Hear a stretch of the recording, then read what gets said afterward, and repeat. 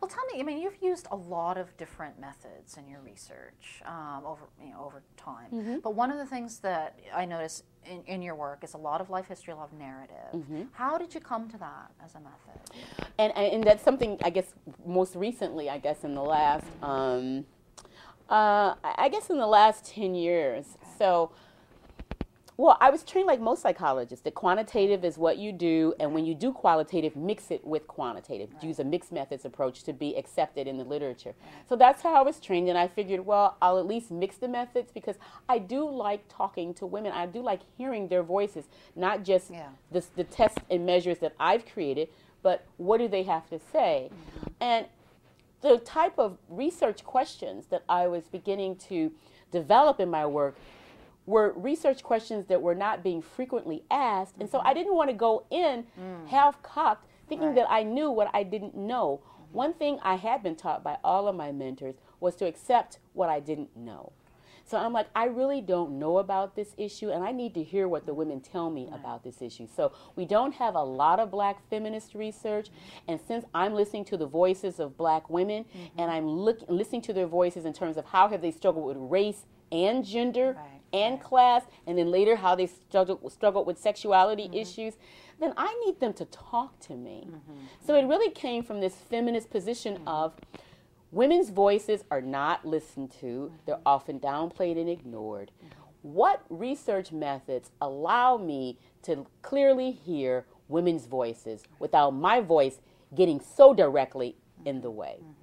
And that's when I started using interview approaches and started using more narratives, because I started asking questions where we didn't have a lot of information about black feminists, so I needed to listen to them first. We didn't have information about black feminist men. People didn't believe men could be feminists, let alone a black man be the poster child for feminists.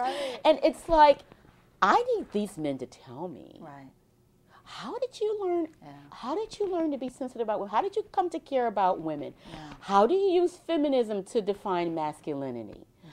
There's no way I could have come up with these surveys. I didn't even know what to ask. So I just said, tell me about what it's like to be a man who calls himself a feminist or who identifies and supports feminists. What's that like? Those are the best questions I could come up with. I didn't have any brothers. I knew that I hadn't really dated any feminists yet, but I knew I'd been seeing them in the movement. And I was wondering, how did these men get into the movement?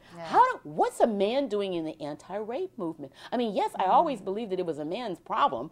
I mean, rape will stop when men stop raping. But how did they get here? Because most of them don't see it as their problem. And how do they use feminism and feel like men? Well, they told me.